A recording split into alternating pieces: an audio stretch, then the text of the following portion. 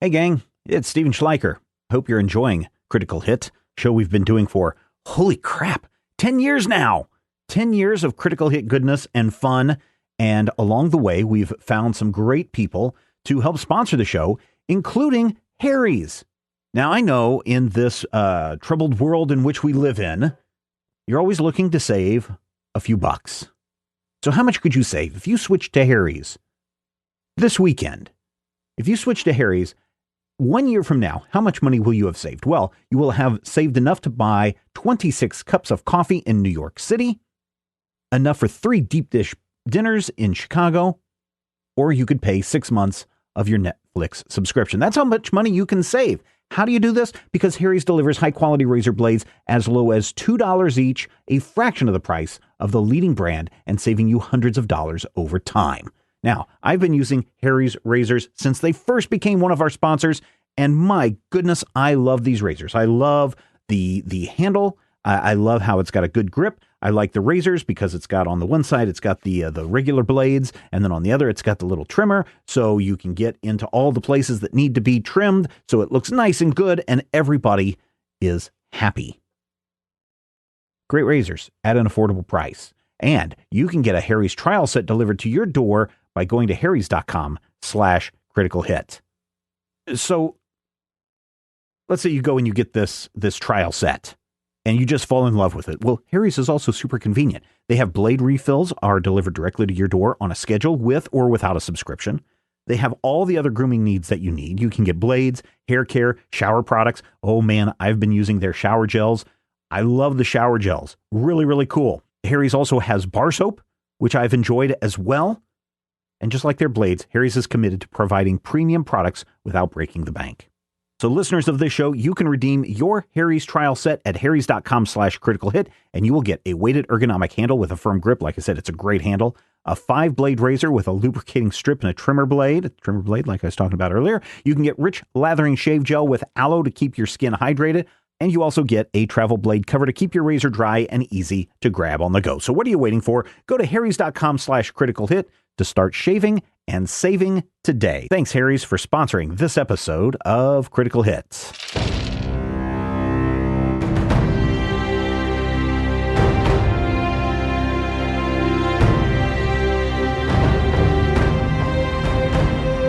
Welcome to Critical Hit, a Major Spoilers podcast. Thank you so much for downloading and checking us out this week.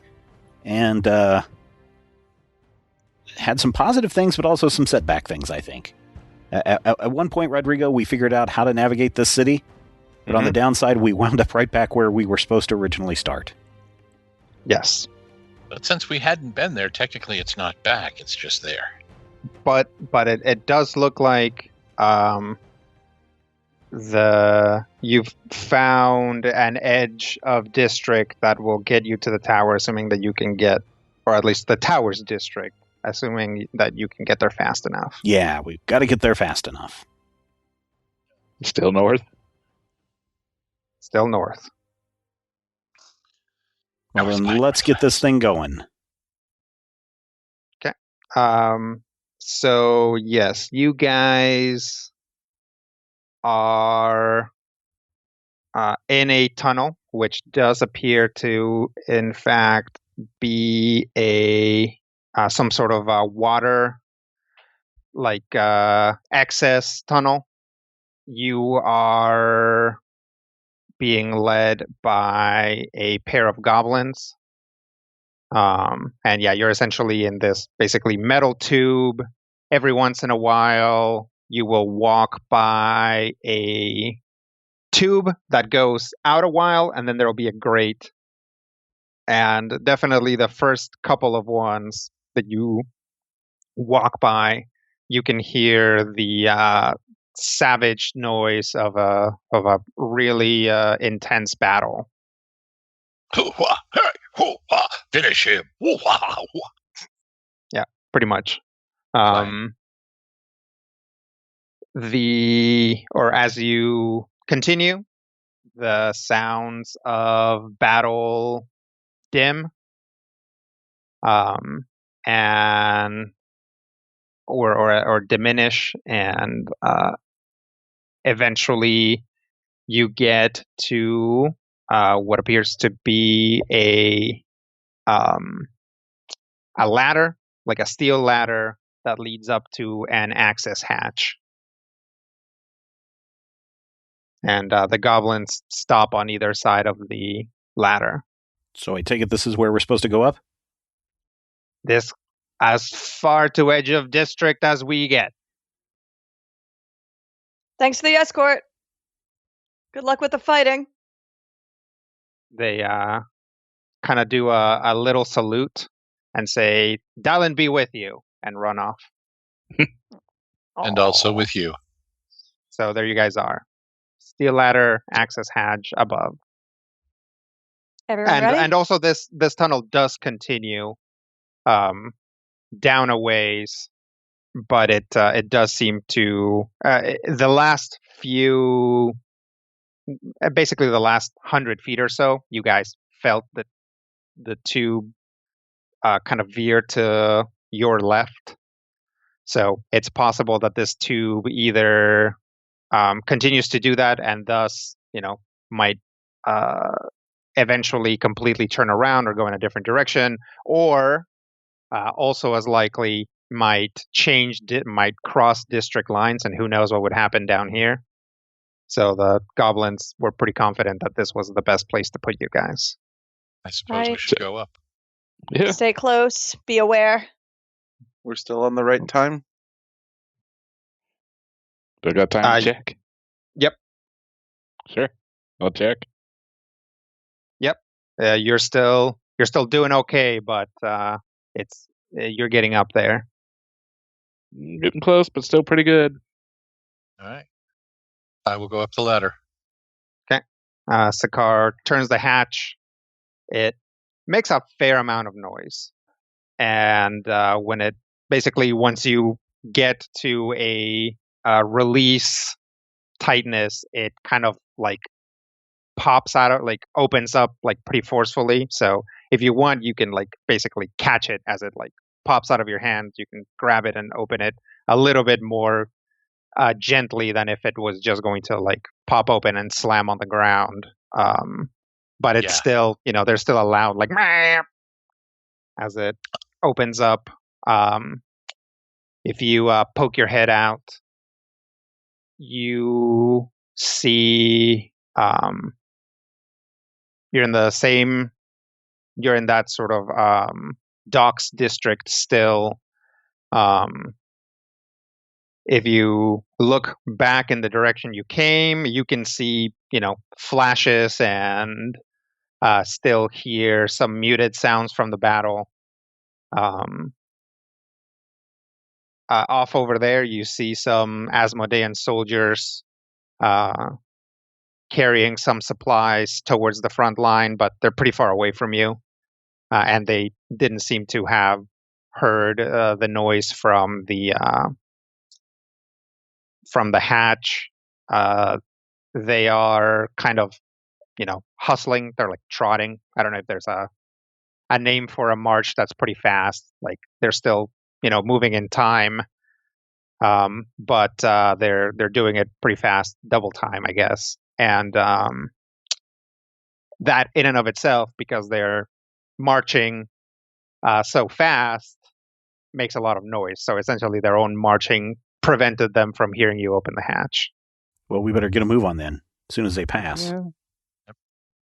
Yeah, there's, maybe 20 of them, so it doesn't take, because they're marching 4 abreast, it doesn't take very long for the whole squadron to go by.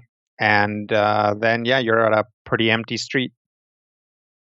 I'll try to, again, kind of scurry ahead and scout to look for openings to time us to try to avoid patrols as much as possible. Okay. Or actually, give me a streetwise check. Wow, that's a nut one. Wow. Okay. Oof. Little sparkle. Yep. Ranges forward. You find a hedge, like a wall made out of plants. Yeah, a hedge. Yeah. Or a shrubbery. Yeah. It's taller. It's tall. So whatever the tall version is. Tall shrubbery. A tall shrubbery. You find a dire shrubbery. Oh no. And you can duck behind it and look around, and this area seems pretty clear, except that, when you look back, you don't see the others. Oh no. Oh no. Oh no. You guys see Little Sparkle duck behind a tall shrubbery. Have I Give her the typical wound up in a beat. different district? Now that you look back and you're looking at clearly a steelworks, yes, you've clearly gone into a different district. Oh no. Oh no. Narf. Oh yeah. Oh, sorry. I would say give her the typical beat that she takes.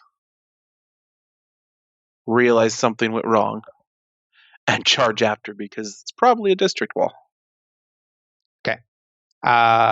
So Ket takes off running. How far ahead was she? She usually goes pretty far ahead, so presumably you guys just ducked behind the assembly around the pipe that you came out of, and she took off, crossed the street, went a little bit farther, and ducked behind the hedge. I will try to very carefully retrace my steps.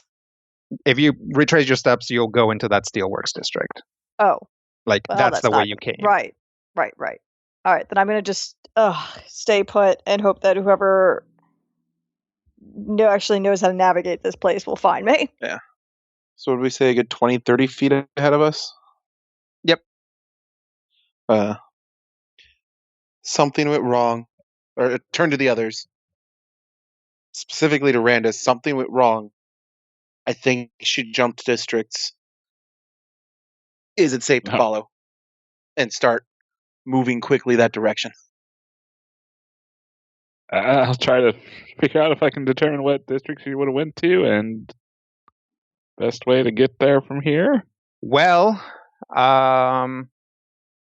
it looks like you guys are really coming up close to your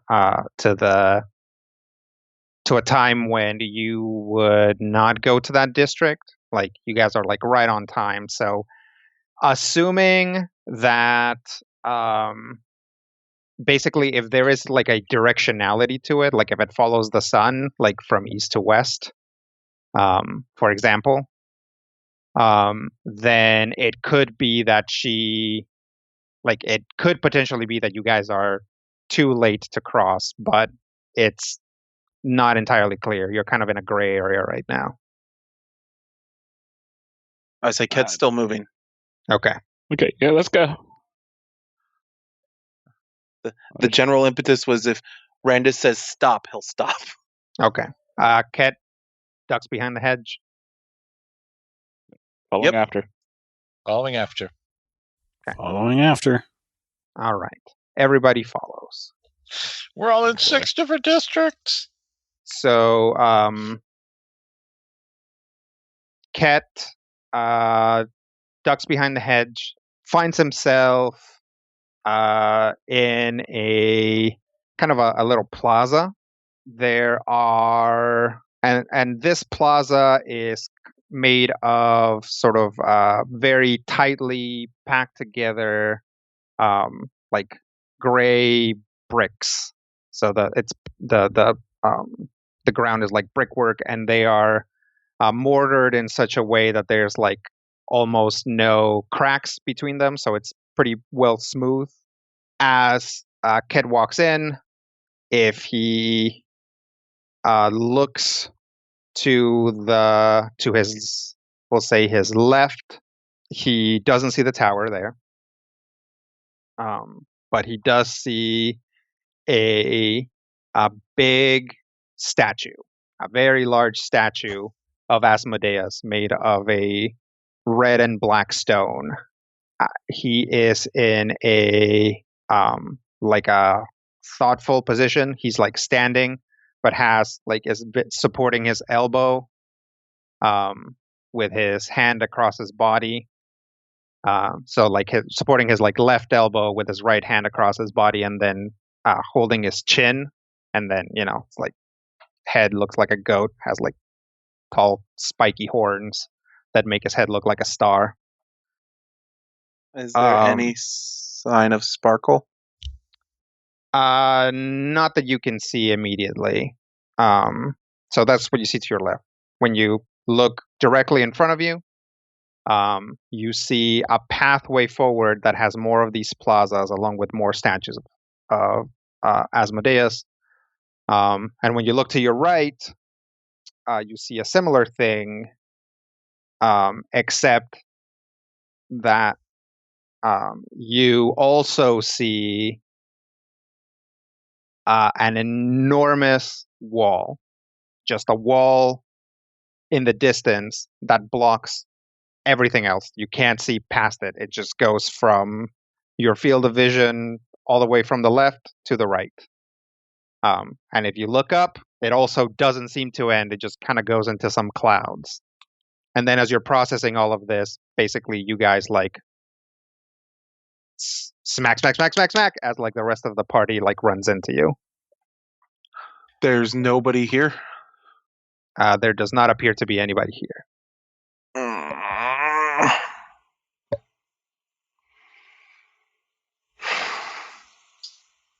Would the equation allow Randus to tell what district would have come next in the previous incarnation if we had gone that direction, or no?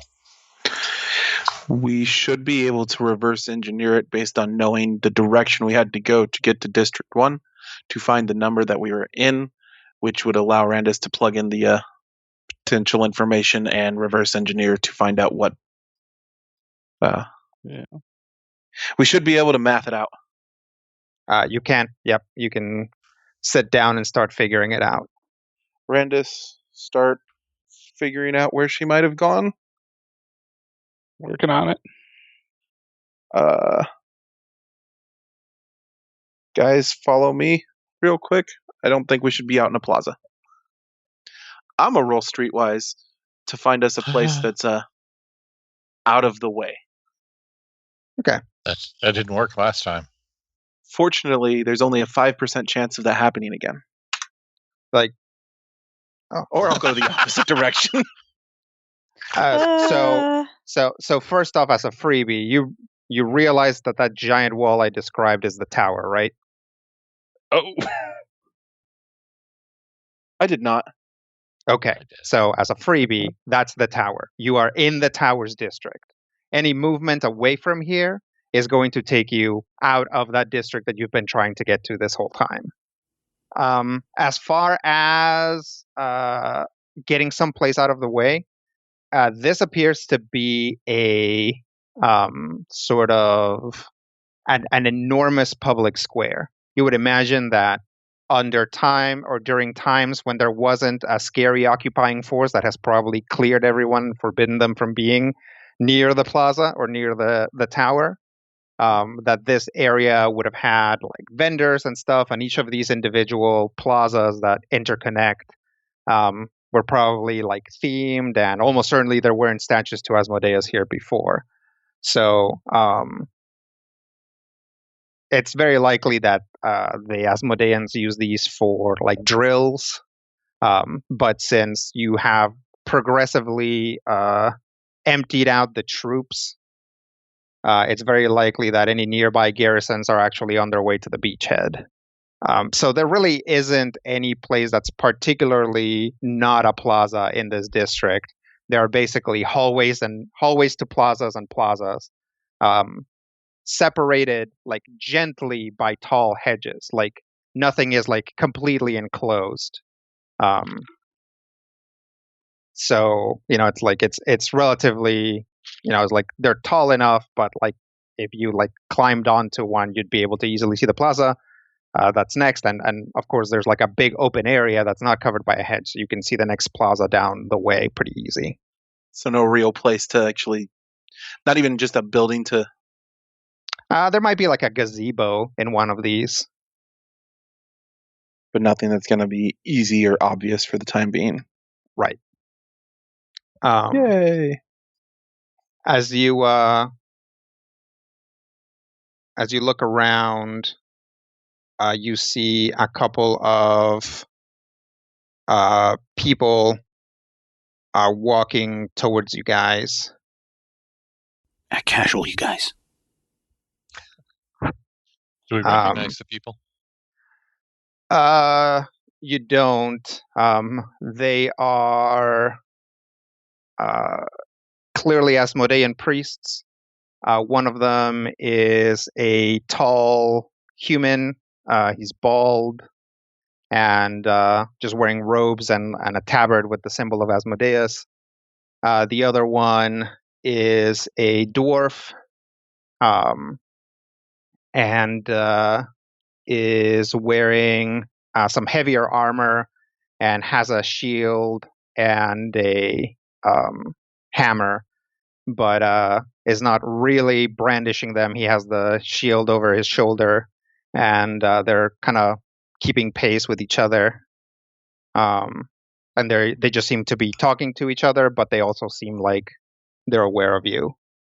What are they talking about? They say, as I get a little closer, you guys hear the human says, "It looks like your intelligence was correct, Bishop Olaf." It's like, intelligence was fresh, Bishop Pine. Yep. Thought so. As they approach, Pine, the human, holds out his hands like he would embrace Ket if he was closer, and says, "Ket, such a long time.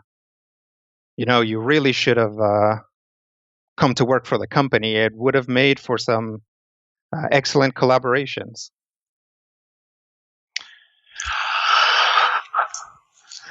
It might have, but it also would have resulted in more just kind of gesture to anything Asmodeus related. The gesture Then I to would the have world in liked. general. Pretty much at this point. I don't suppose he means glory, Brother Olaf. Difference of opinion, or Bishop Olaf. Difference of opinion, Bishop Pine. Last time we saw these two was back on Tuberville. the material plane, or was it at the congregations? You didn't see them at the congregations. Pretty sure the last time you saw these two was Tuberville. Okay. But they say, unfortunately, your opportunities to join the church have since lapsed. But we do have a fantastic opportunity to show you the research that, in a sense, you helped us create in Tuberville. And he gestures towards the statue of Asmodeus, which then starts to move. And as it does, it kind of loses its Asmodean-ness. It kind of gets like bumpier, and it starts moving towards you guys. Let's roll initiative. You too, Sam. Yay. boy. Rob, go ahead and give yourself a plus 10 to initiative. Sam, go ahead and give yourself a minus 10 to initiative. Okay. Ket. 39. Sparkle. 19. Orem. 41. Randus. 34. And Sakar. 35. All right. Can everybody see the battlefield? Yes. Mm-hmm. Yep. There are, in fact, two of them. Okay.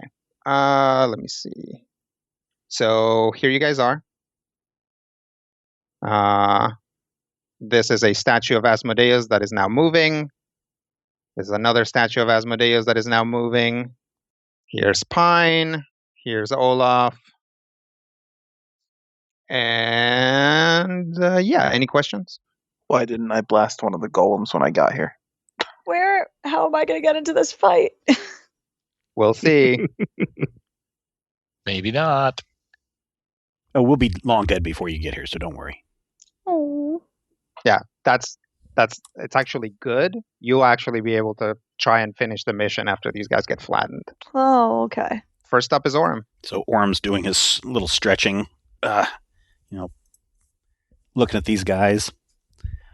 Okay, let's do it. And I pull out my sword, and my arm just turns to ice all the way down the tip, and I shoot the 2 priests and that far stone guy with my freezing bolts. That targets 3 creatures. 3 creatures. And nice. I roll 43 versus reflex. 43 versus reflex is going to hit all 3 of them. All right. So my damage on that is 3d6 plus my intelligent modifier cold damage. And the target is immobilized. So I'm going to look what that totals up to really quick. Because I didn't really think I was going to hit them the first time. 3d6 plus 8. That's 21 damage, and they are immobilized until the end of my next turn. Solid. Yeah, you just pew, pew, pew, send 3 ice bolts. You hit all 3 of them, and as you do, the ice bolt just goes right through the golem, which then kind of freezes the middle of it, and it like cracks in half, and like the top half falls over. Okay. And then the halves start kind of moving independently. Great. Fun. Is it now many golems? It is now 2 smaller golems, in fact. It's a 2 halves make a holem. It's a golem ooze. All right, carry on, please. Okay, then my minor action, which priest should I target? Pine? Pine. Okay, I will magic missile Pine for my minor action for 17 damage. 17 force damage. Pew, pew, pew. Pew, pew, pew. All right. And then I'm just going to stand my ground. So no move action at this point. Okay. It's going to take us to Ket. Yell at Randus. We need you figuring out how to deal with these things. Okay. And figuring out where Sparkle is. Activate my Ring of Free Time to get an extra minor action this turn. Okay. And curse the 2 closest things. Which the first one will be Grand Golem 1. Okay. Then the second thing I think is we'll go with Pine. It has taken more damage. Partially because it looks like Olaf resisted some of that freeze bolt. Mm. Are we sure that Golem 1 is closer to you than Olaf? Huh? 1, 2, let's see. 2, 3, 4, 5, 6, 7, 8. 1, 2, 3, 4, 5, 6, 7. Oh, Olaf is closer by 1 square. And Pine. that was a good call, Matthew. Matthew just robbed Rob. Rob is very tired. That's okay. I figure, you got to do it once in a while. And since we're all about to die. All right. So the 2 priests are cursed. Cursey priests. Are the half golems immobilized? It doesn't look like it. They are the part of them that's icy is now on top, so they can move around. Okay. Is one of them walking on his hands? Because that'd be funny. Yeah, the top one is walking on its hands, but also they're like kind of, like deconstituting into just like general humanoid blobs. So you only really get a brief flash of Asmodeus statue walking on its hands before it just turns into, a pair of feet. How far can you charge at this point, Matthew? Oh, gosh, I don't know. My movement is like 19, I think. It's not quite that good. It's good, but not that good. Is there like a complicated thing to tell me how far I can charge? You look at your speed, and that's Right. about how far you can charge, unless you have some other thing that gives you a bonus amount of speed to your charge. But I don't think you have that. I think you might have something that just buffs up your speed. Period. My speed is 7. I can primal leap up to 16 squares. Yeah, but that's not a charge. Right. And you are currently 8 squares away from Olaf. Isn't a charge +1 though? Or am I thinking of +1 to That's attack? on the attack. It's +1 to attack, yeah. Let's see. If I go 1, 2, 3, 4, 5, 6. And there's I could totally charge a golem. Yeah, and I'm going to use obedience reward on my with 1, 2, 3, 4, 5 on Sakar. Okay. Activate the ring while telling Randus what to do. Turn to Sakar and tell him to tie up the other golem. You get to target can use a free action either to make a melee basic attack or to charge, gaining a power bonus to the attack roll of either attack equal to my intelligence modifier, so +5. If it hits, it deals an extra 2d8 damage. Okay. If you miss, you take 9 damage. Okay. But I get to use obedience reward again. I swear that I have a power that allows me to use an at-will or a daily power rather than an at-will. I think it's when I charge, but I can't find the thing on my sheet. Dibbly. I don't think so. I think all of your daily powers are... Yeah, it wouldn't be a daily that it lets you. It might let you use an at-will. Okay. Mostly because the Warden dailies are all transformation nonsense. They do have Hey. some attacks as well. Yeah, they're half and half. But Matthew, I don't think actually has any of those. Because depending on how you do your math, you can actually end up with like 1 guardian form or like 3 guardian forms. I think I'm thinking of my Nocturnal Frenzy, which is not this. This is not extra power in a charge. This is a charge as an extra power. All right, so we'll go ahead and take the melee basic. Melee basic. Oh, and you can go to this square, or this square, I believe. Actually, no. Only this square or this square. Then I will go to this square here. This one? Okay. The one I'm in, and then I attack. A doodly do. How do I attack anymore? I don't remember. Skrakow, 43 versus AC on a melee basic. 43 will hit. Okay. Now, since I'm hitting, I can savor the black blood for extra damage, correct? Or is that something that I can only do on my own turn? It says no action. It's an encounter power, primal shadow, no action. Hit an adjacent creature with a melee attack. Yeah, I think you can use it, yeah. Wabada hoobada. So I shall do that. Is that a daily magic item power? No, it's a super vampire power. No temporary hit points. We don't use the V word. It's it's from his Paragon Path. Okay, so yeah, go ahead and put up +10 on that. Yep, 37 damage to that golem. Okay. And I get 10 temporary hit points. There you go. There you go. Okay. So yeah, Sakar runs over and cuts into the golem, which then also splits. This time we'll say Sakar splits him down the middle from head to crotch instead of across the belly. Bisecting a line between his pupils.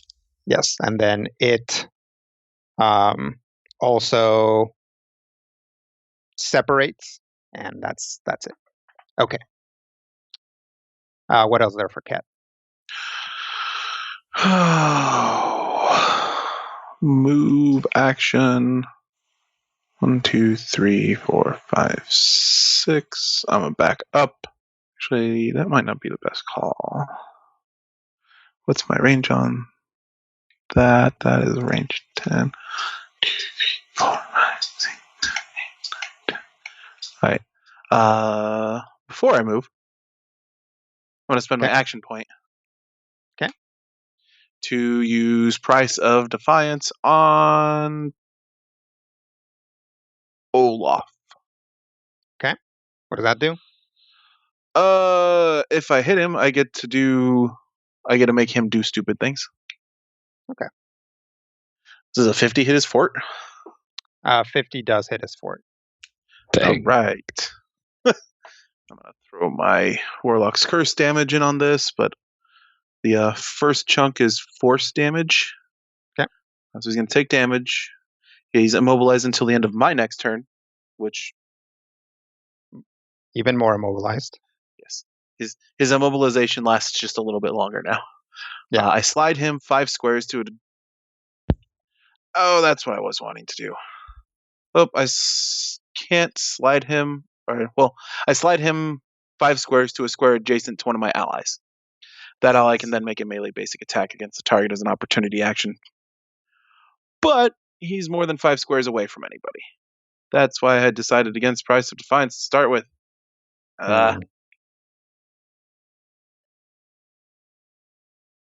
He takes 36 damage. Okay. And I wasted that power. That's okay. 1, 2, 3, 4, 5, 6. Now I'll run down here. Smart. All set? Yeah. All right. That's going to take us to Pine. Pine will raise his arms and then motion them forward, sort of like a conductor striking up an orchestra. And who's this guy? 3 is going to charge Orem. And deal 30 damage to Orem. Okay. Okay. Then Golem 4 will shift over here and deal 30 damage to Sakar. Okay. And then Bloodstone Golem 2 will charge here and deal 30 damage to Randus. Okay. And that'll be Pine's turn. So he's immobilized? Yep. So if one were right here, and one attacked with a close burst too, would that strike both Olaf and Pine? You'd have to be here pretty much exactly in this square to get exactly both of in them. that square. I mean, So you I could would be have to- closer, but you can be no farther than this square. All right. So if I'm here, that works. If you're up here, yes, that would work as well. All right. And if I retreat from this golem, is he going to take a whack at me? Yes, unless whatever you do prevents opportunity attacks. But any other type of movement will get an opportunity attack, and it'll just deal damage because it doesn't need to roll. Yeah. Okay. I'm going to risk it. Sakar is going to leap here. Okay. Go ahead and take 30 damage. Sakar takes 30 damage. While in midair, Sakar catches fire. Okay. And it's a gross fire. It's not like the old cool, oh, look at me, I'm Sunboy fire. Now it's literally like watching a man being roasted. And it's horrifying. And it's burning hair and burning skin. And he lands, and skadoosh lands in the form of summer fire explosion-y attack, which hopefully will hurt Pine and Olaf bad and, melt their faces and such. 38 versus AC. 38 versus AC is not going to hit either of them. All right, so they will take half damage from this brutally fiery attack. I can't do that unless I hit. Can't do that unless I hit. That doesn't even do anything, so you can't do that. I already did that, did the other thing. All right, I'm going to roll for damage. Okay. Yeah. I'm serious too. Sorry. I'm looking at the Autumn Reaper. That is the wrong attack, although I think it has the same basics. Well, the damage is different. Yeah, you're right, it is. So 15 damage to each of them. So that'll be 7 to each. 7 fire. Yep.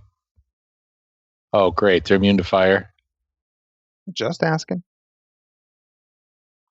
Actually, if I use my vampiric scimitar, it's not going to be fire damage.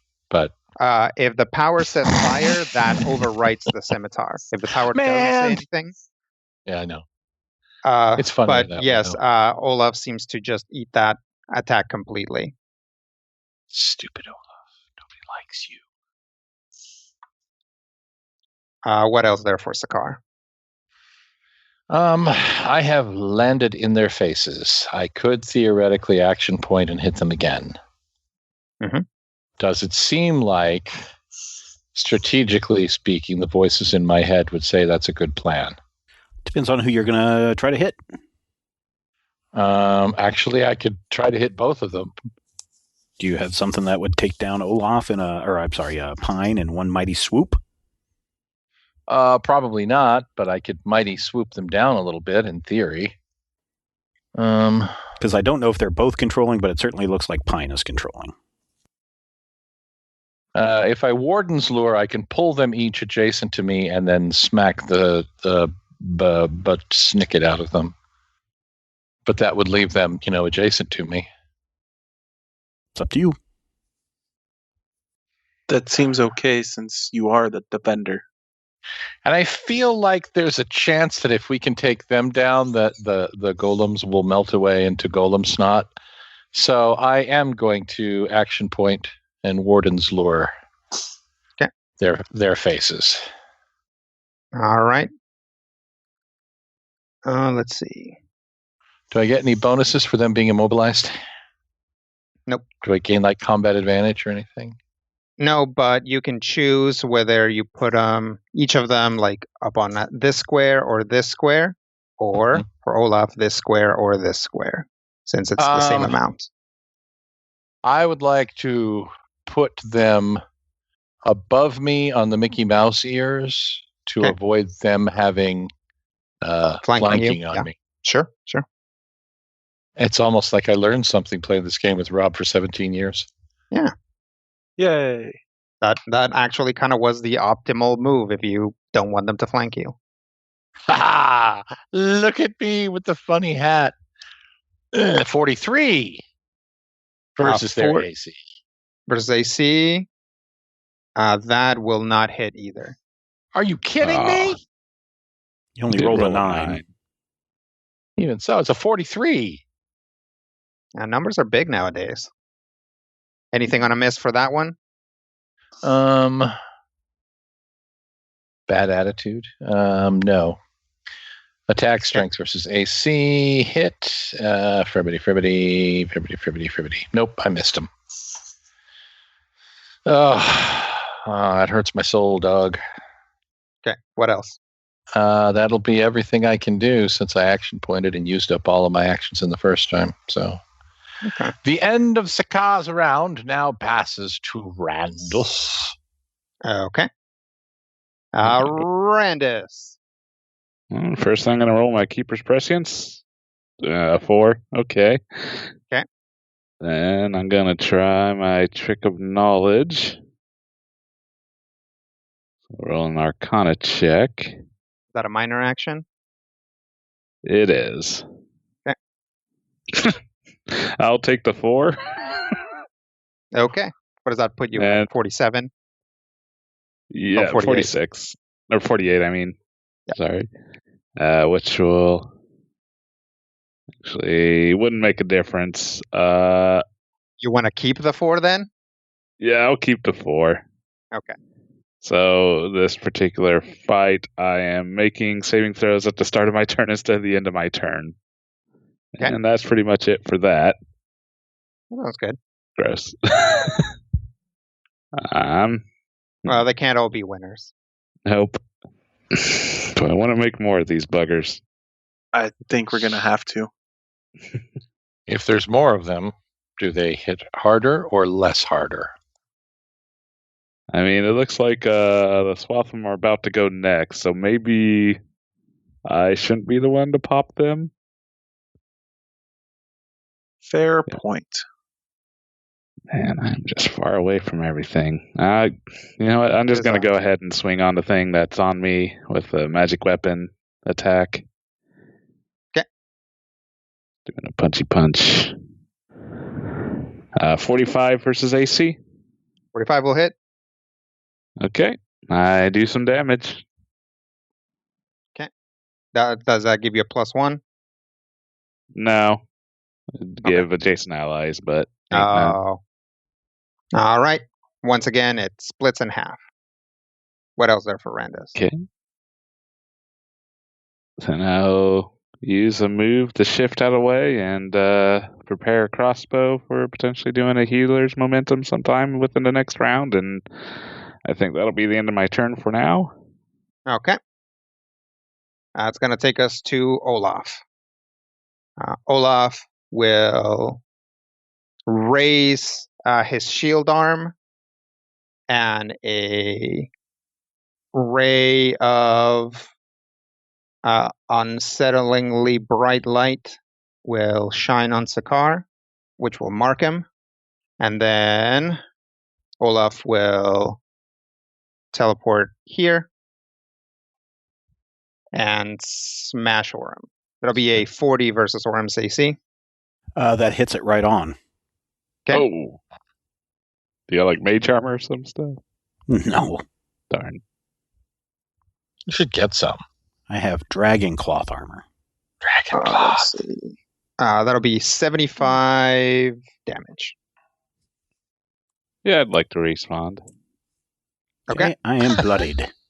Allow me to retort, says Randus. Yes. Enemy deals damage with an attack to one of my allies within 5 squares of me. Yep. Making sure. So first I will attack with my shooting the crossbow at Olaf. Ooh. For 50 versus AC. That'll hit. Nice. So bolt sticks firmly into him, and another wire just kind of also jabs into Orem. And so first Olaf takes 2 weapon. All right, 24 damage to Olaf. Okay. And then the ally who is hit by the triggering attack roll can spend a healing surge. Okay. Do I got 2? I don't got any other allies within 5 squares, so no extra temporary hit points, sadly, but also regain an additional 7 hit points when you spend a healing surge. All right. I will spend 1 healing surge and regain 39 plus 7. So I'm no longer bloodied, but I'm pretty close to it. All right, well, helped a little. Yes, it did. Thank you. All right. That is, let's see, mark, move, standard. Yep. All right. That's going to take us to Little Sparkle.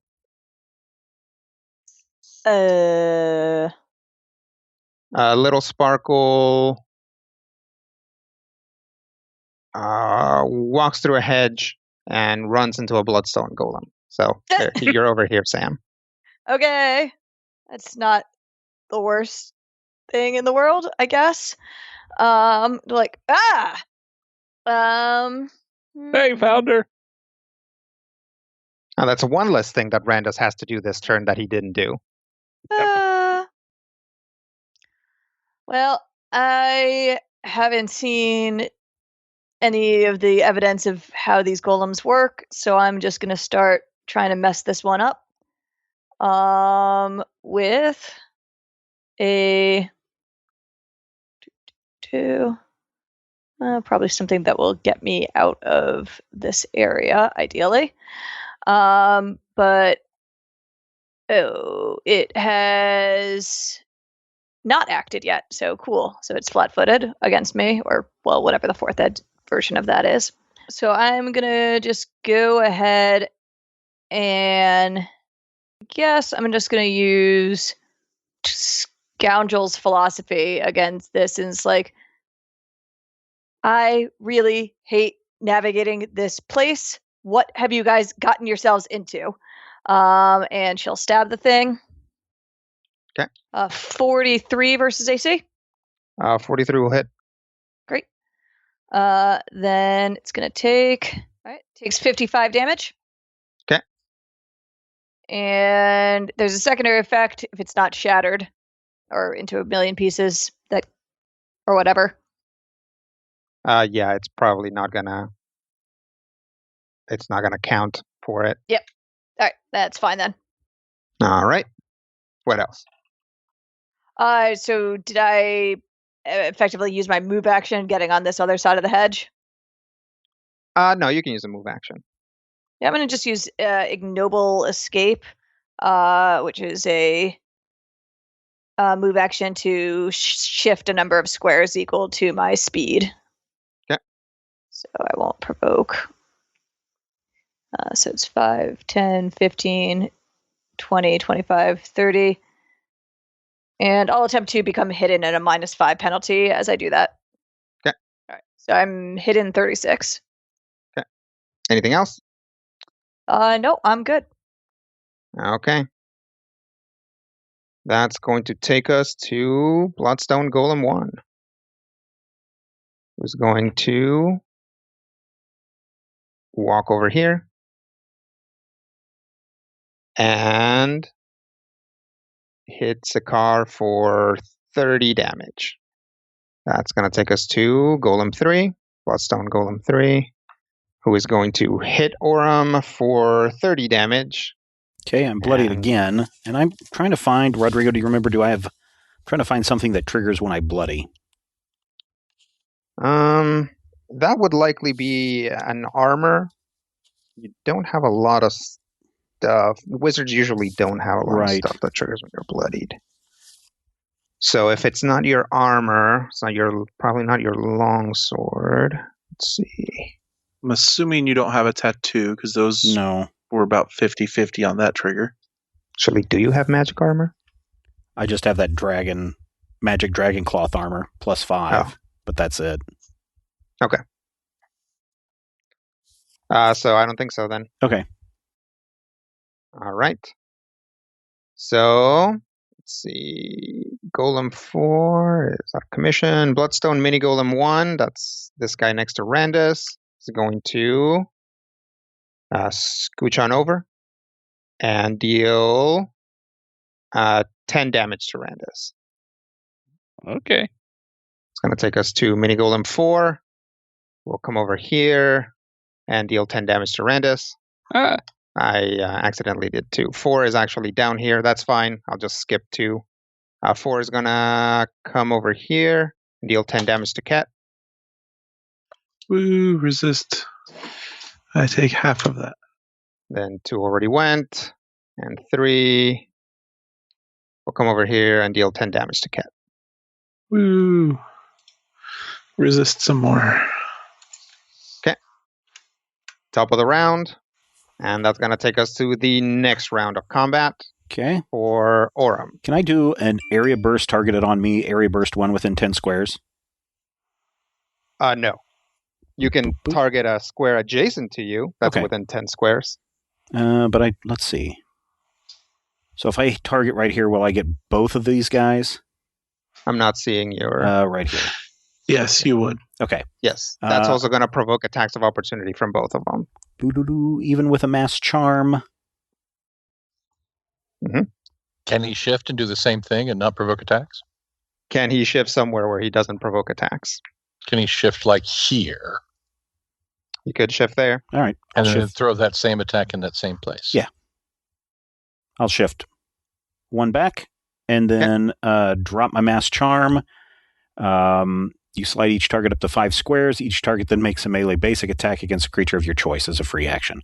So I believe Olaf won 1, 2, 3, 4, 5, or maybe even here 5, would then be able to attack Brother Pine. Mm-hmm.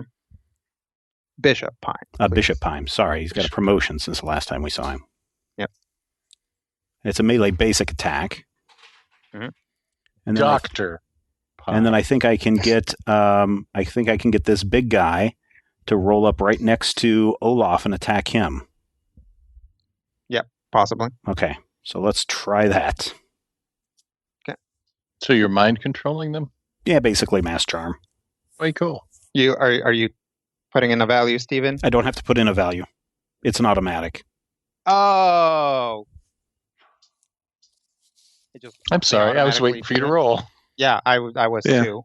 Yeah, no, I don't have to do that. It's an automatic. Okay. Is that a daily? No, it is an encounter power. Mass charm. Okay. Area burst 1 within 2 squares. Slide each target up to 5 squares. The target then makes a melee basic attack against the creature of your choice. Okay. All right. So 1, 2, 3, 4, 5. You wanted him here or here? So let me ask you this. What is Area Burst 2? If I did an Area Burst 2 right here, and he was here, and another guy was right here, it would catch all 4 of these guys, right? Yeah. Okay. Yes, that's where I want him. So here? Yes. Okay. And then he will melee basic attack. Make a melee basic. That will miss. Wow. Oh. I make him throw in his wand of accuracy. He spends an 1, action. 2, 3, 4, His heart wasn't 5. in it. 1, 2, 3, 4, 5. Yeah, it has to be this one. 1, 2, 3, 4, 5. So the only way to get the golem up here is this way. Okay, that's fine. And then Olaf will just take the golem's damage. But he'll soak some of it. Okay. Okay. Olaf's got a great strength of will, so he I'm makes sure himself he does. miss and not hit his I'm sure he partner does. in crime. What else there for him? All right. So that shift was my move, right? Yes. Okay. Then I'm going to use an action point. Okay. And I'm going to drop mass transformation right there in that little open slot between all those dudes. And hope that it works. Turn them all into mushroom. Ooh. 35 versus fortitude. That does miss. Obnoxiously, all of these guys get turned into little critters. Little magic mushrooms. Until the end of my next turn, or until the end of its next turn. Yeah. So they basically all lose a turn. As a tiny beast, the target is dazed, and the only actions it can take are to move its speed or to shift. If it takes damage from any source, it affects ends. Unfortunately, they will not take any damage, though. Oh well, I tried. Not on a miss. They just shrink down. Yeah. That is Orem's turn. That's going to take us to Ket. All right. If something is prone, does it still takes opportunity actions, right? Yeah, it just takes a penalty. But since these guys auto hit, yeah, then it wouldn't matter. Okay. Well, that's less useful than I want it to be right now. Unless you have something that capitalizes on them being prone, it's not going to matter. I mean, it would give combat advantage. Sure, yeah. But that's not necessary. Actually, I think I get combat advantage on anything I've cursed at this point. Yeah. Okay. First enemy attack grants combat advantage to next. Oh, where's the list of things I had, Brian? Give me, there it is. When you attack an enemy cursed by you, that enemy grants combat advantage to your next ally who attacks it before the start of your next turn. Okay. Well, I'm going to start by cursing the 2 goobers next to me. We're going to use Diabolic Escape. Okay. Close burst 1. Target each enemy in the burst. Effect: each target gains vulnerable 5 fire until the start of my next turn. Then I teleport up to 10 squares. Okay. And then I'm going to drop Vestige of Chronata on these 2 dorks over here. Okay. Or more accurately, I'm going to drop it on the space that's right behind them because it's a burst 1 within 10. Okay. That will be... Ooh, terrible. 35 versus Reflex. 35 versus Reflex. Now, Steven, they are dazed, right? Yes, from the mass transformation, yes. But any damage that they take will turn that off. Okay. So, But that Cat means I gets am currently combat getting advantage. combat advantage on them, so it's 37 versus Reflex. All right, well, let's see. That's better, but no, that's not going to hit either of them. All right. Anything on a miss? Yeah, it's a Vestige. I'm debating. I'm pretty certain that I have the bonus on the staff. Okay. Or the Randus bonus. Yeah, I believe you're the one Debating if I gave it to you. Plus 4. So 41. Have we gotten there on a 41 at all? I think it's all been 43s. Let me see. I can't remember if it was. 43 looks like our lowest. Yeah, Yeah. that was me.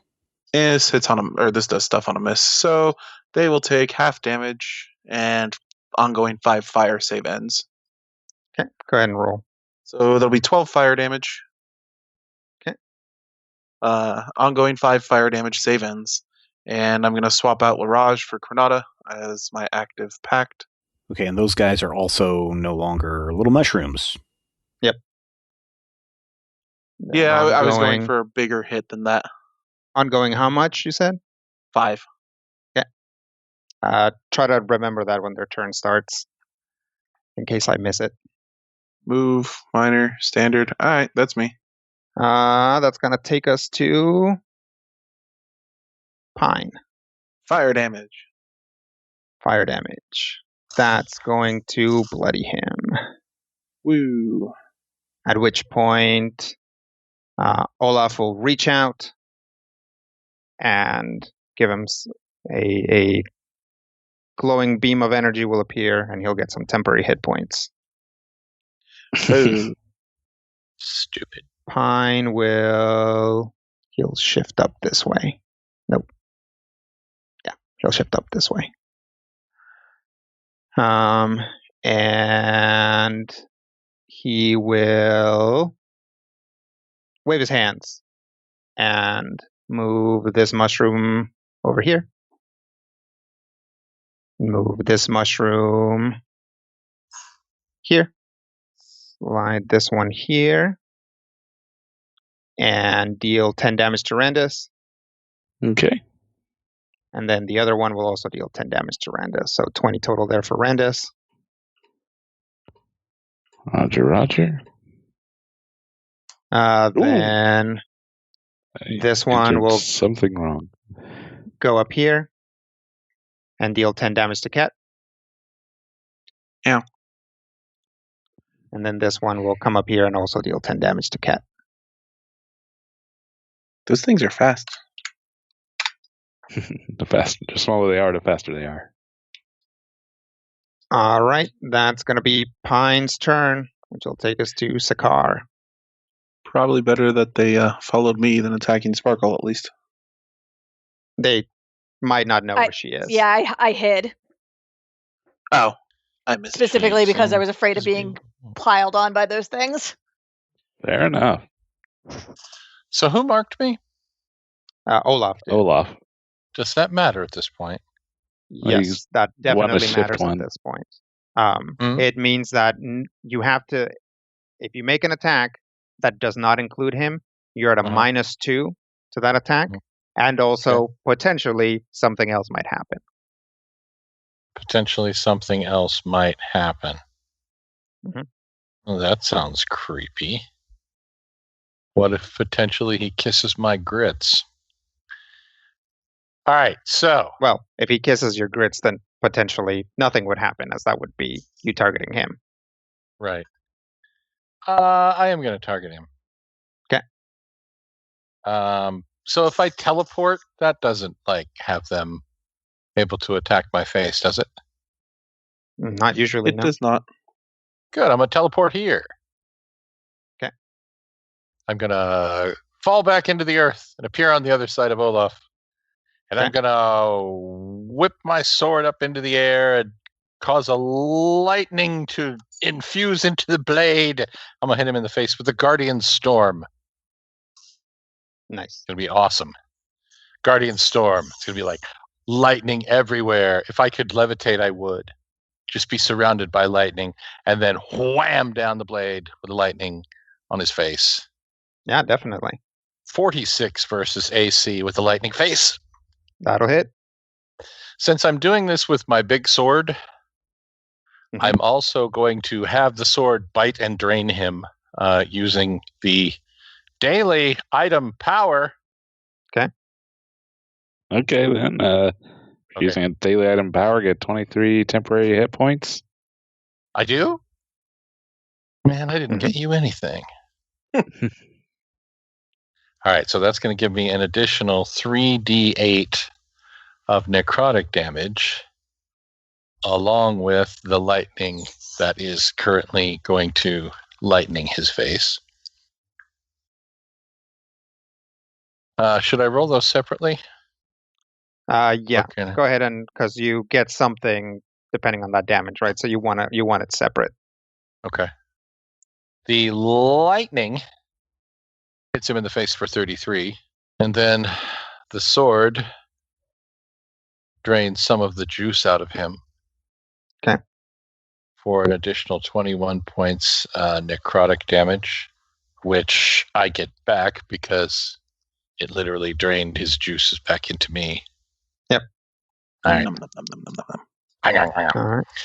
And Olaf is surrounded by a cage of shifting lightning. And if he moves, it'll bite him. Okay. All right. That is going to bloody him, at which point Pine is going to reach out and cast a bolt of light onto him and give him some Okay. temporary hit points. While he was temporarily bloodied. He's still bloodied. Oh, good. While he's still bloodied, that's going to trigger my lifeblood, which then triggers my Crimson Death.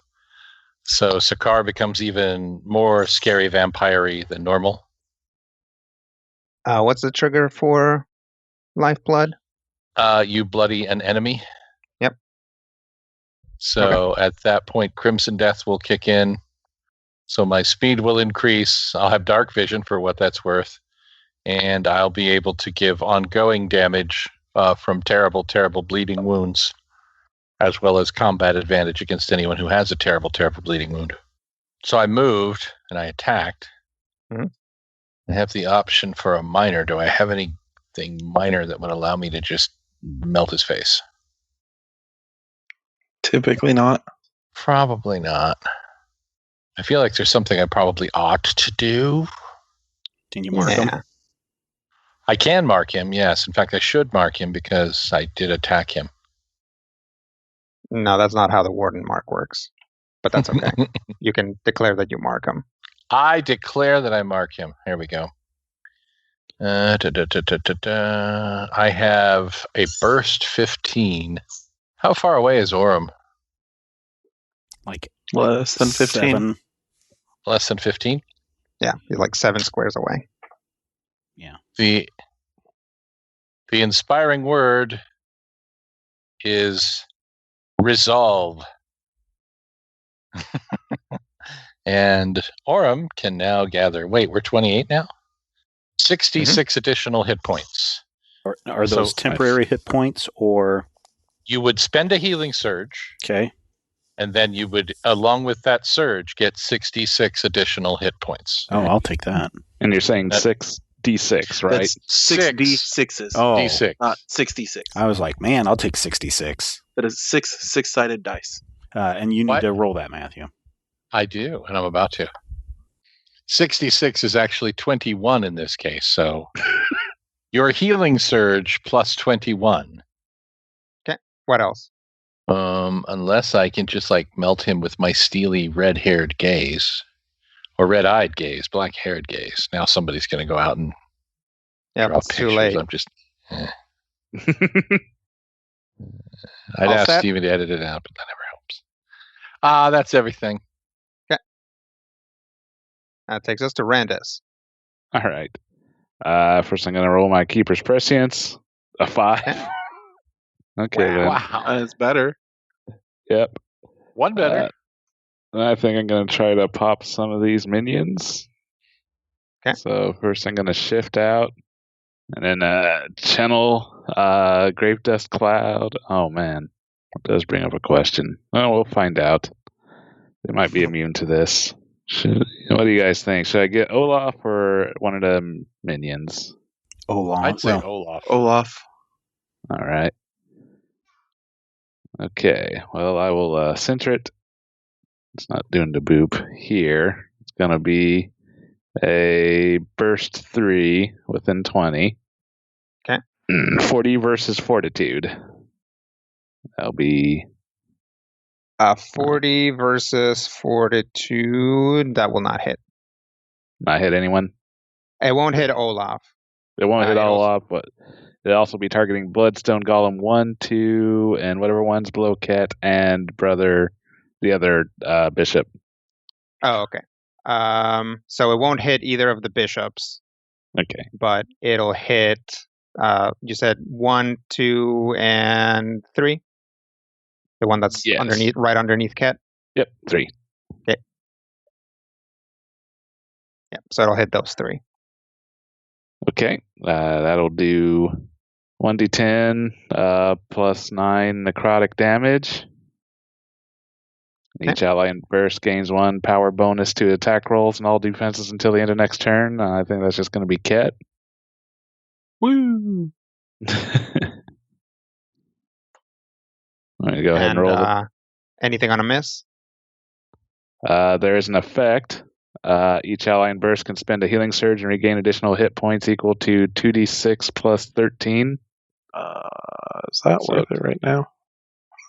If not, that's all right. Just take the. I've only taken 20 damage. All right. I was mainly just trying to clean up the board, maybe. Cleaning up the board's good. All right. Looks like necrotic worked. Yeah, maybe I should have not bothered with Olaf. Oh well. That helps, right? yeah, it does. All right. and, That's one curse trigger there. Oh boy. I could deal fire damage to 1 or 2 enemies affected by my Warlock's curse. there you go. Which is what I'm going to do. So I'm going to do 9 fire damage to... Golem 4. Did Olaf take the fire damage earlier? Olaf ignored it. Olaf hasn't I gone believe. yet. Oh. I mean, like, when I hit him. He absorbed some of it. Oh. Absorb some of it? Okay. Then I'm going to hit Pine and the mini golem that's next to me for 9 fire damage each. Okay. And then I can push each enemy 1 square. Ah, nice. Well, that's gonna wreck the mini golem. Yay! I will push Pine 1 space to the left. And Good then to I know will that they trigger... can be killed and they don't just keep going into smaller and smaller golems. Well, maybe they do, and they're just so small that they're ineffective now. They're nanogolems. They're actually They are, in attacking. fact, they do break apart into smaller pieces, but they are not reconstituting into like a fighting form, but they are kind of wiggling around. Oh. And then that'll trigger my curse again. Mm-hmm. So I will do the same thing, except for it'll be the 9 fire damage to Pine and 9 fire damage to Olaf, and I'll shove Pine closer to Sakar. Okay. I figure if he does stuff, Sakar can smack him Whack for it. Yeah. Tough smacking. And I won't shove Pine anywhere, because That seems Because counterproductive. he's good right now. there.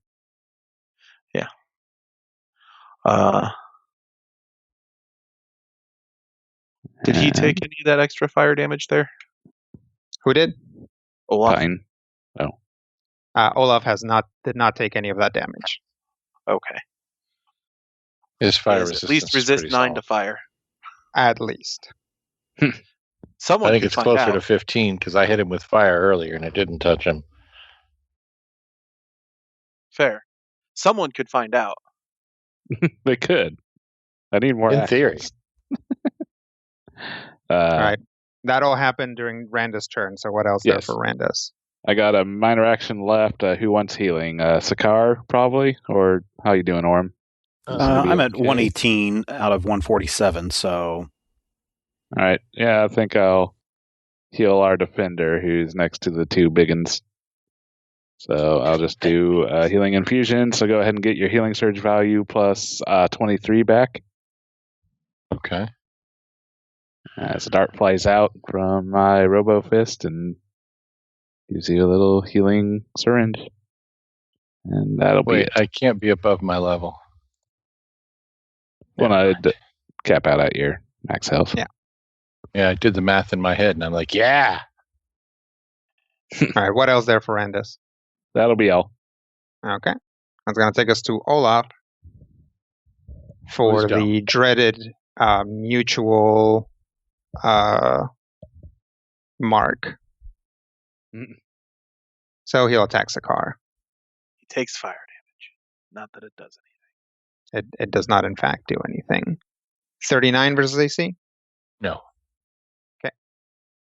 Not today, Olaf. That'll take us to Little Sparkle. I am going to move to 5, 10, 15, 20, 25, 30. I say this. 35, as if- 40, 45, 50, 55, 60. Yeah, 65, it's force of habit. It's 6. And then I'm going to charge Olaf with a leaping dagger kick. Okay. And she's like, I feel like I'm missing some context here. And kick him to the ground. Okay. Oh, I got a 53 to hit. Well, that's going to hit anyway, but he doesn't fall prone. Oh, interesting. Well, He's a little sturdy dwarf. Yep. oh, sure.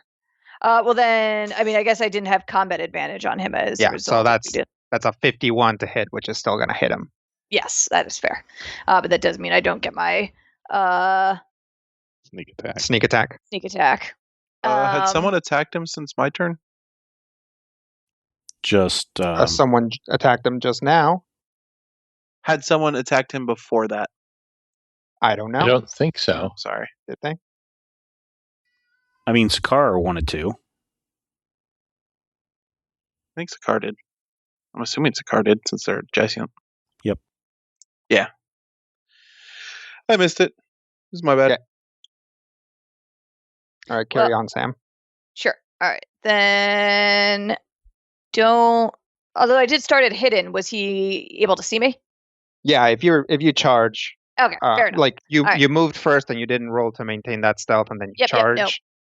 Say it on the nose, sneak attack then. All right, then just gonna roll some regular damage. All right, then he takes 28 damage and he is dazed until the end of my next turn. Okay. That's funny. Sparkle has never fought a dwarf, so wasn't accounting for their Yeah, you broad almost stride. overshot his head entirely. All right, what else? That was a charge, so I'm done. Okay. So it's going to take us to Mini Golem 1, who will shift over here and attack Randus for 10 damage. And then that guy's not there. Oh, shoot. Hang on. What did you forget? I knew it. I knew this was going to happen. Huh. We were supposed to be taking like tens and thousands of more damage. No, there should be 4 more golems on the field. Like when you turn them okay. into mushrooms, I was like, I gotta remember that they're actually big ones that got turned little. And sure enough, I didn't. Let's see. Well, But I did do a big bursty attack. He did have a big probably burst attack. Probably would have cleaned it out anyway. Yeah, that's what did it. So Orem missed. It didn't do any damage. Turns them into babies. Randus hits them with a burst attack that causes them to presumably go back to their original state, take damage, split. Right.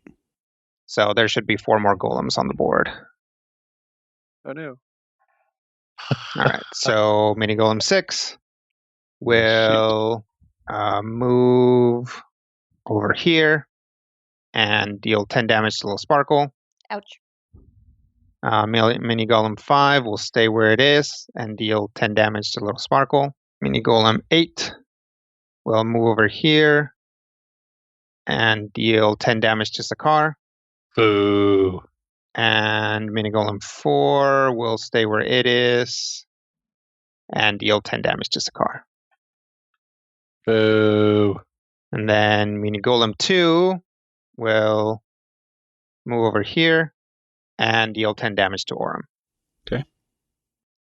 All right. That's going to take us to the top of the 3rd round. Where do I need to move to get a close? Is it close burst?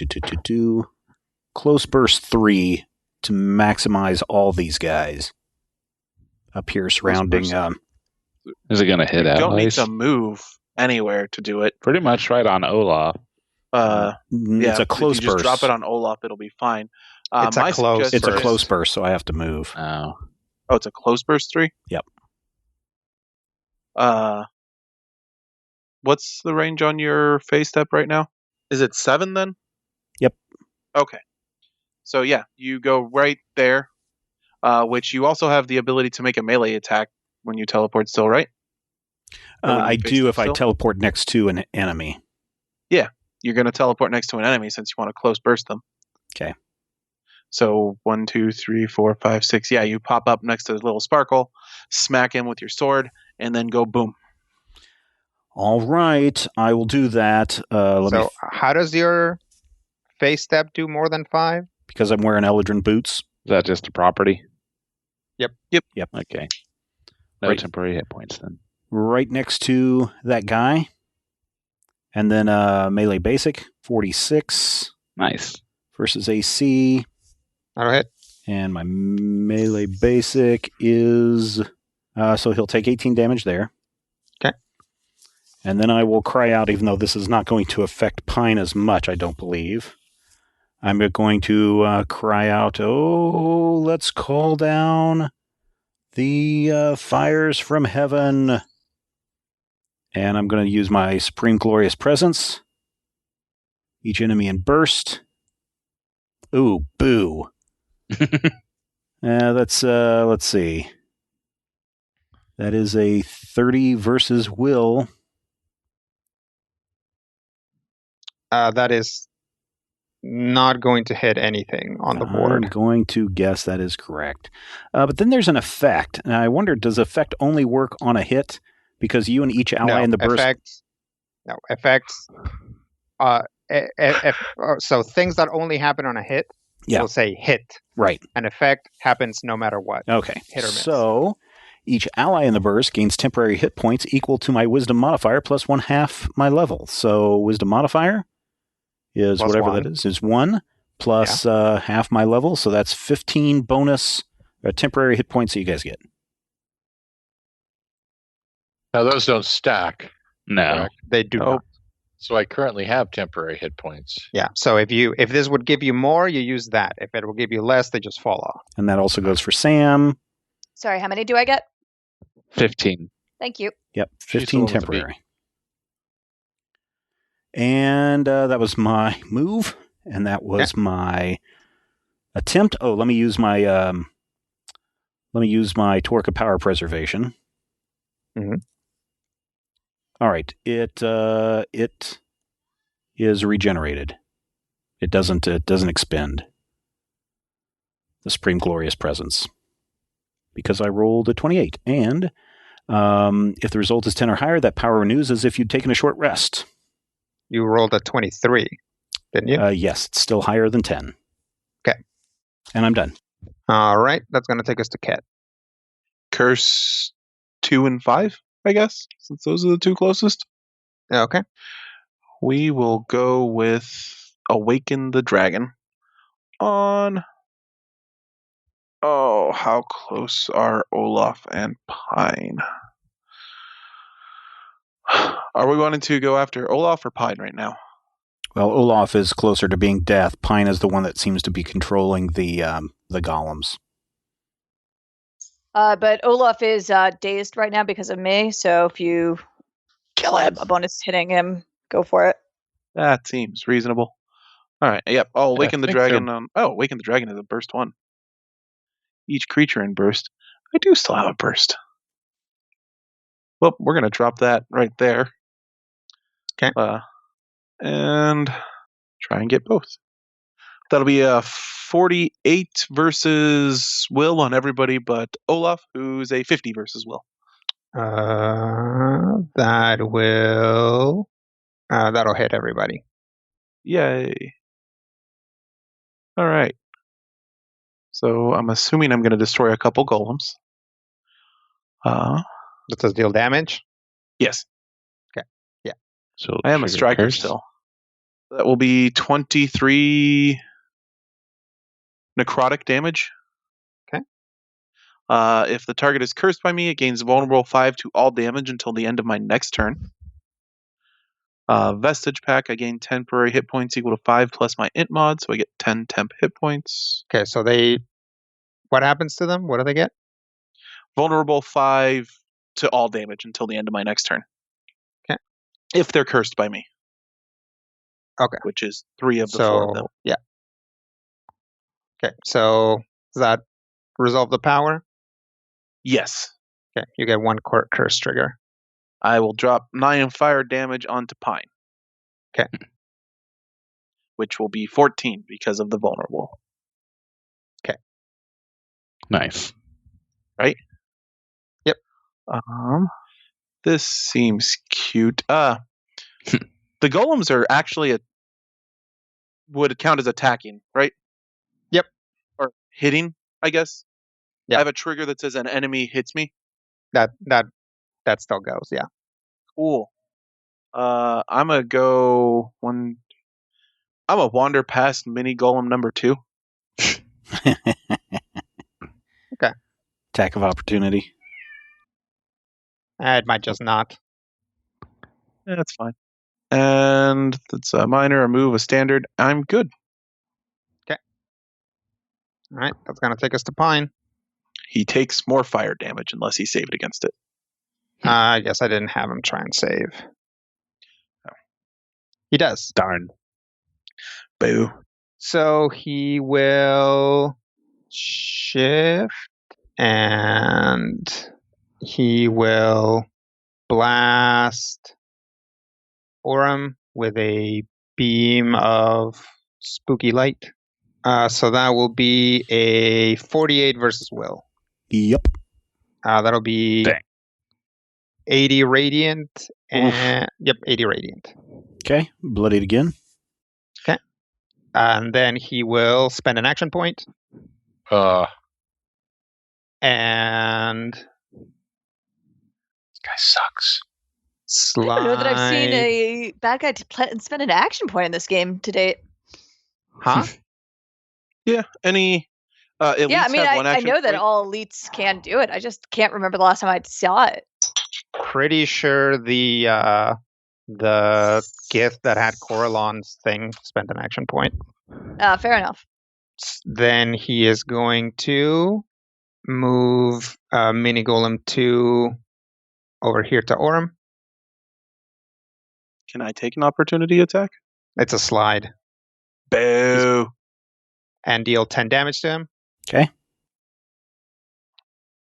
Then he's going to move Mini Golem 1 over here. And deal 10 damage to Orem. I'm going to yell at Pine. Okay. I got 8. We can smell our own. That's why he's attacking me. And then he's going to slide Mini Golem 4 over here. Now I'm dead. Now I'm down. and deal 10 damage to Orem. Now I'm at -2. Okay. So I'm prone and... Does your Epic Destiny give you anything that triggers when you hit 0 hit points? I don't believe so. No, it gives him something when he dies. Yeah, that's... I was reading on that. That's pretty cool, but... And then he's going to move Mina Golem 8 over here and deal 10 damage to Little Sparkle. Actually, at that point, I'm going to avoid getting surrounded. So I'm going to use, my immediate action to Acrobat's Escape, which is the trigger an enemy enters a square adjacent to me. Okay. And so that golem becomes immobilized until the start of its next turn, and then I get to shift up to my Dex mod to not be adjacent to the target. Okay. So I'm just going to shift all the way around to be, let's go with back here. All right. In that case, that golem is just going to deal 10 more damage to Orem. All right. Oh, whoops. It's okay. It's fine. Well, I mean, not super fine. I mean, if they keep smashing me, if they keep smashing you, we get to see what your Epic Destiny does to prevent. Yeah, it's true. You wanted to show it off, right? I mean, not really, but that's going to take us to Sakar. My Epic Density would help me here. Unfortunately, I'm not the one who's injured, and I really feel like I've exhausted all of my multiple target items. Just smash that guy. Yeah. Which one? Olaf? Yeah, I think so. I mean, he's right next to you, and you're marked. Well, that's true. But I mean, you could go fight Pine and see what the mark does.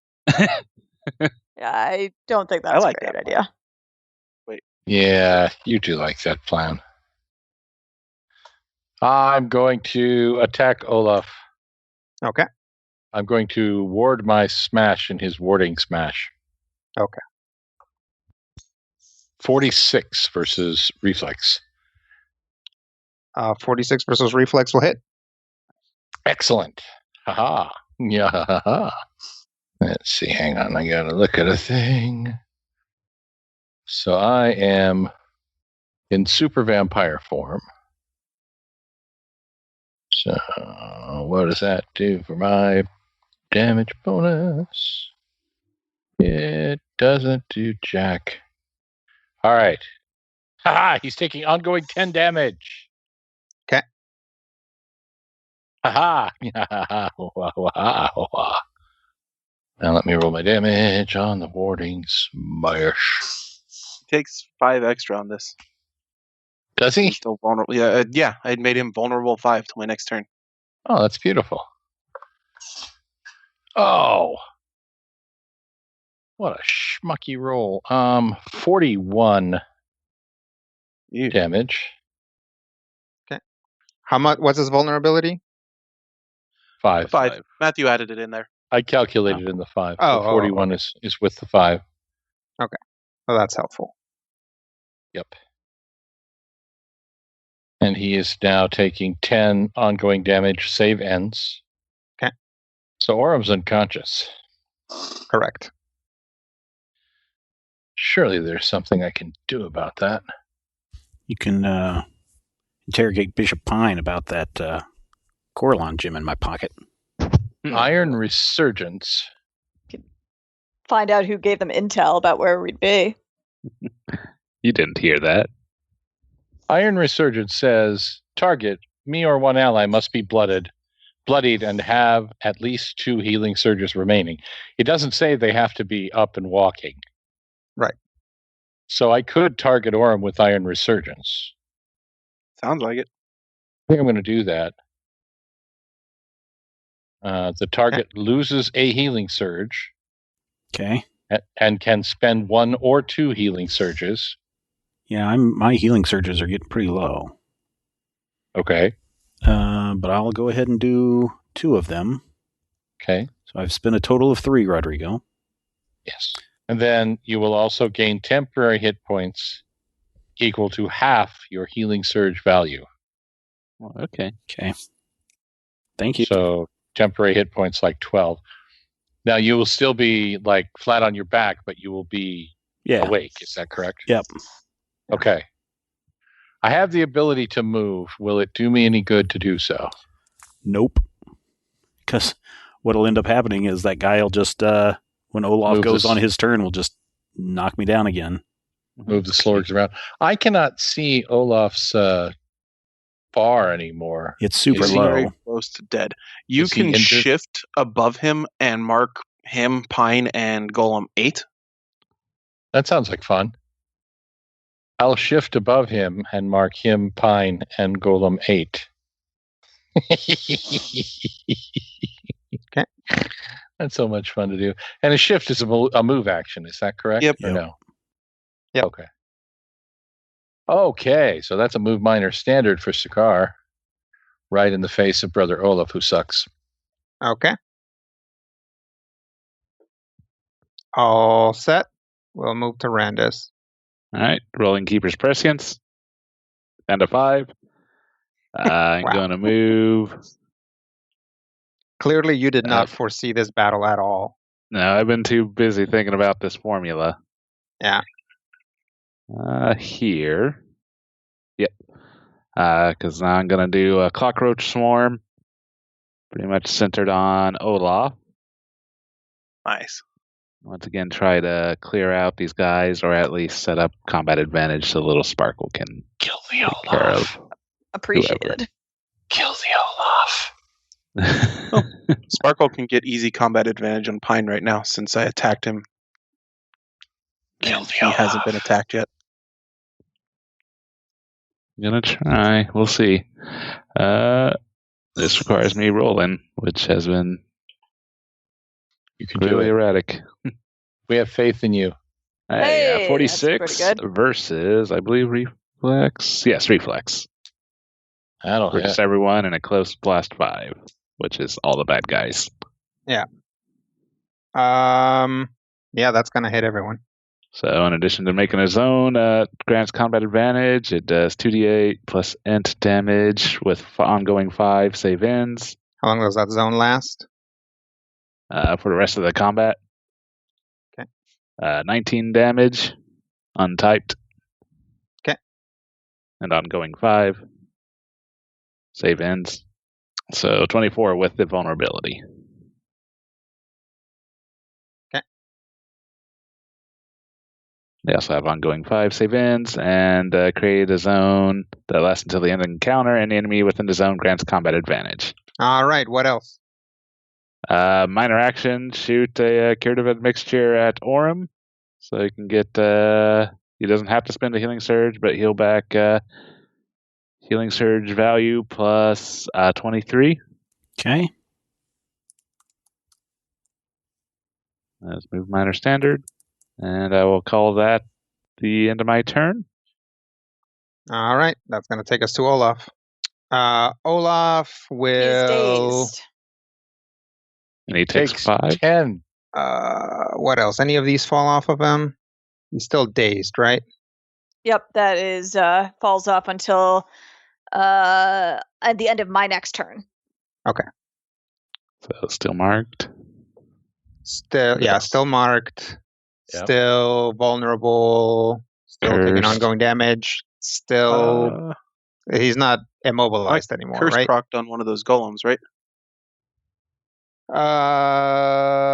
Yes. Yes. 9 damage at Pine, which will be 14 because of the vulnerability. Fire damage. Otherwise, I would have thrown it at Olaf. Yeah, fair Are you enough. telling me Olaf is still standing? Apparently. Did he take his 10 ongoing bleeding damage? I mean, he would have If if he didn't have anybody. Ability. so he can just soak ongoing damage. Well, so he has No one's rolled to Resist. find out. resist 10 all. So Mm. if you deal any damage to him that's 10 or lower, nothing happens. You just sit What there. about the So- vulnerability? So No, I yeah. would like to know how that interacts with the vulnerability, please. they both happen. So he has Yeah. both the vulnerability and the resistance. So the basically he is taking like 5 damage from. From the 10 on. But anything that's still below where the vulnerability would put him above 10, he doesn't take. So if he takes ongoing 5, but takes 5 damage, right, takes 5 additional damage, that still gets completely eaten by Right. the resistance. He soaks it. Oh, this guy sucks. I thought it was. We should have killed him in Tuberville. Base. I wasn't even there, and we should have killed him in Tuberville. All right. Wait, That was was not I an there the option. second time we went to Tuberville? It was the second time. He it was Tuberville. there the second time you went to Tuberville. Yes, but was I there? You mean was Car? the car No. there? No. Were Okay. you there? Yes. I was somebody else at that time. Yes. So I You don't were remember somebody that. else then. The Anyway, joys of Tuberville is let's, designed so Rodrigo could torture me. It's like thrown into the pit the first time. Let's try and attack Sakar since he's marked. Let's see what happens. And see what happens. 52 versus AC. That does hit. Uh, I'd like to use my strike for backs. 89. Yep, just 89. I'd like to Googly use moogly. my strike Ow! backs. Can I use my strike backs? You can. I'd like to strike back, please. Okay. Hang on, am I bloodied? Probably No, not. I'm not bloodied. Probably. That hurt. I mean, that hurt a lot, but I'm not bloodied. I mean, that's one above my bloodied value. Dang, man. I guess you are a defender. He's a primal defender. Yes. Yeah. I'm what you like You to defend call with hit points. one of them Yeah, Framer Pretty stats. much. All right, so I'm going to strike back, hit him in the face with a melee basic attack with my big sword. At some point, the lightning evaporated around him, but he hasn't moved, Okay. so it doesn't matter. 49 versus AC. Nice. 49 will hit. Bacow. Let's see if I can finally take this schmuck off the board. Rackathum. I am tired of his face, head, and his stupid face. Hang on, I'm looking at my if-then statement under if you want to hurt them more. And I've used that. Used that. Did that. Did that. Am I seriously out of ways to hurt him more? Oh, wait. Else. I mean, if you consider that you've taken like at least 3 attacks plus Yeah. at least one more that got probably triggered by Ket or something, All right, that's well, likely. I am on fire. So that gives me the 26 instead of the 23. So 31 damage in the face. 31 damage is going to take him out. Please fall down. Please fall down. I'm so tired of you, you schmuck. All right. That is going to end Olaf's turn, so that's going to take us to Little Sparkle. All right, then I'm just going to try to finish this off. So I've got combat advantage because Mhm. of you, Kat. Cockroaches. And And roaches. you've got combat advantages because of cockroaches. Rendus actually had combat advantage on Pine because of me. Okay, well, I'll take And it. He still has so a I'm just vulnerability gonna 5. move on over and sly flourish to try to kill this guy. When does the vulnerability go away? Until my next turn. He's vulnerable. Wait, do we want to keep him alive? Oh yeah, The sweet. end of my next That's turn. nice too. All right, so 44 versus AC. 44 versus AC will not hit. Is he higher level than me? Yep. He's All right. higher level than you. Then I will use Peerless Predator to reroll that. Nice. Boom. To a 42. Phooey. Lame. That will not hit. All right. Well, I guess I won't finish this off. No? Because don't really want to use an action point at this point in the fight, and I don't have a minor action attack. So I Did whiff. you use combat advantage that first time? Yeah. Okay. I wasn't sure if that was calculated in. Nope. She did roll a 5. Okay. Yeah, I just rolled very poorly. It happens. Okay. That's a bummer. It's going to take us to the top of the 4th round of combat. Wow. How often do we go 4 rounds anymore? Nowadays, not too many. Usually, there's a serious puncture one way or the other by the 3rd round of combat. That's going to take us to Orem. So this guy in front of us is dead? He is down, at least. Okay. So I can stand up. Yep. And Just magic missile him. which guy? The one only Pine. one who's Oh, left Pine. standing. Yeah, I'll do a magic missile on Pine. He's the Okay. only Pew valid pew target. pew. 17 force damage. All right. That's going 22 to take him force out. damage. That's going to take us out of combat rounds. Okay. I'm gonna Yay. rush up to Pine. I'm gonna grab him and say, "Tell me how to get Coralon out of this gem." He's not gonna know how. You might. Sorry I got lost. Who are these guys? Losers we Old met foes. before. One of apparently an endless string of old enemies. I don't like them. All right. When Orem grabs Pine, he says, "You're never even going to make it to the tower. There's an entire garrison between you and the entrance."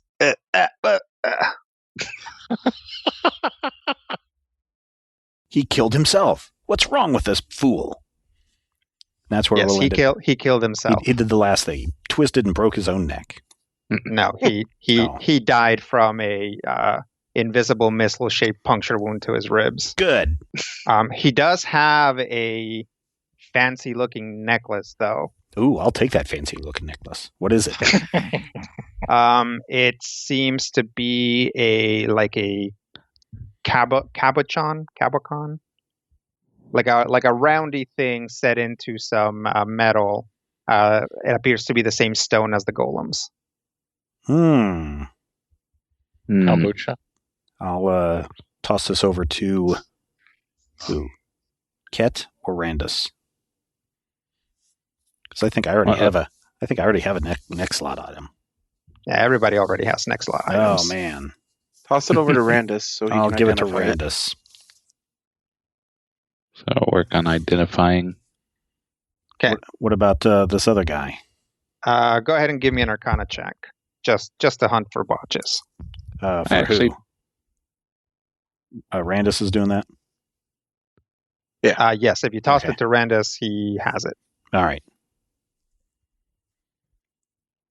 I actually do not have a next slot item. Oh, there you go. You So you might want me to now. do an What is it? Arcana? Yes. Or what'd you say? If you want to identify it, yes. Okay. I got a ring that helps, I think. Let me... because that's necessary. Your Arcana is 950. Just push the button, Frank. Yeah. Well, I guess maybe not. You gain a +5 item bonus to Arcana checks made to detect magic. Is that not necessarily applicable? No, that is not what is happening. Okay. Darn.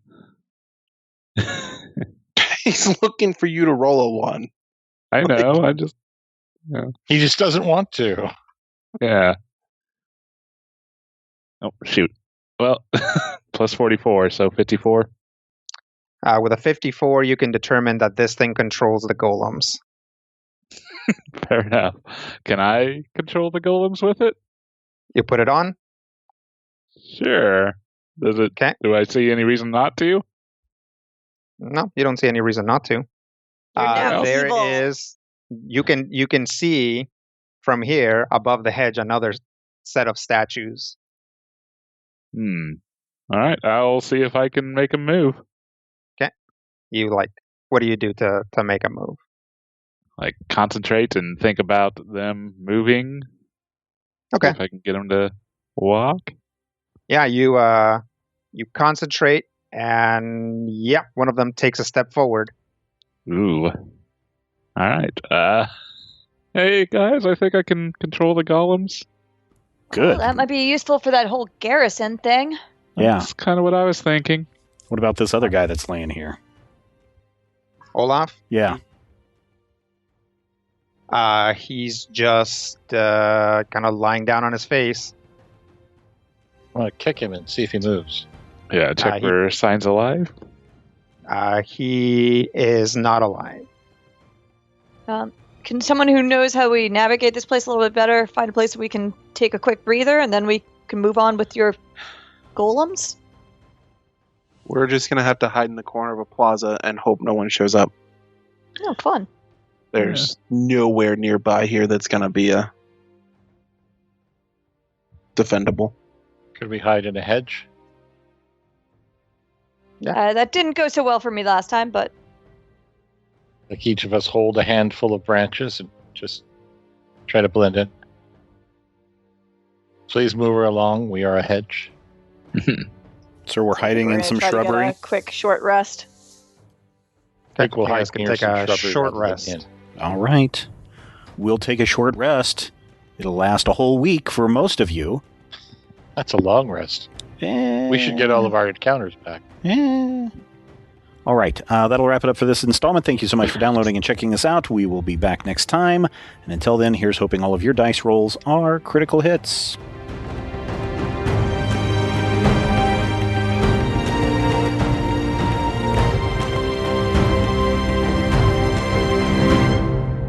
This podcast is copyright 2020 by Major Spoilers Entertainment, LLC.